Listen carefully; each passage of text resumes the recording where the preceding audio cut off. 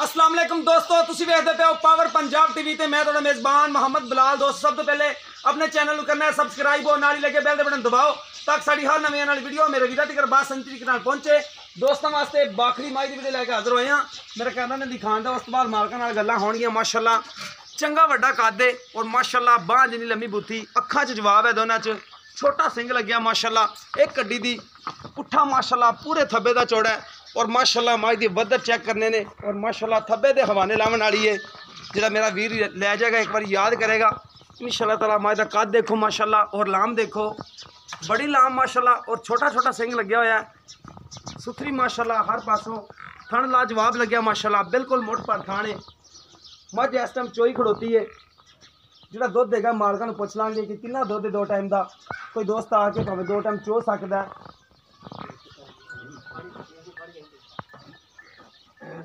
देखो माशाल्लाह बिल्कुल बरीक चमड़ी दी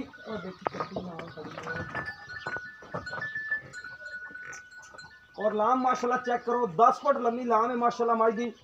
सुथरी माशाल्लाह पशम नाल भरी हुई मझ है और माशाल्लाह दुंबे तरह संभी हुई सुथरी माशाल्लाह। और टुरन फिरन दे विच कोई मसला मसैल नहीं माशाल्लाह। पैर देखो माशाल्लाह बिल्कुल बाहर टुरन फिरन वाली मझ है, कोई नौ बदे नहीं, कोई पब बैठे नहीं। ये नस्ल देखने पैंदियां ने और इन्होंने कदे बाहर नहीं कड़ी तो बाहर भजी भी जाती। पिछे मोड़ लिया ए देखो माशाल्लाह सुन्नी और कोड़ी कोड़ी मझ नूं माशाल्लाह एक कड्डी, कोई लक नीवा नहीं। इनू बांध दो भाईजान माशाल्लाह। मलैम हड्डी उत्तों कैमरामैन सब ला के दिखाओ ना, कोई लक नीवा नहीं दा जिन्होंने लक्की मझ कहते हैं नहीं दी माशाल्लाह।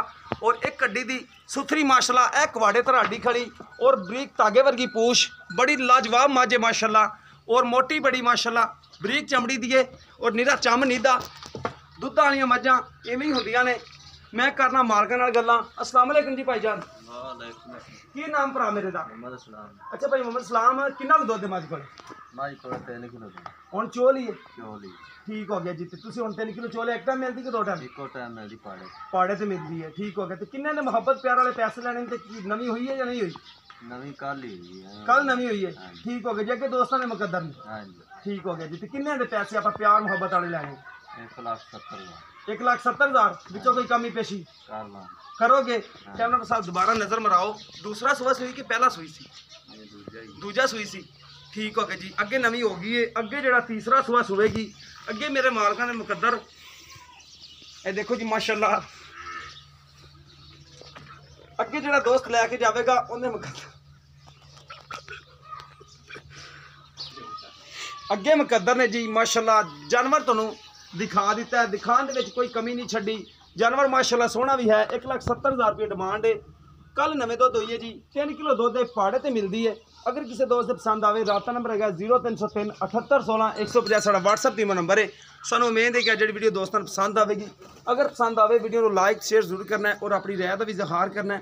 इस दे नाल अपने मेज़बान नूं दिओ इजाजत। अल्लाह हाफिज़।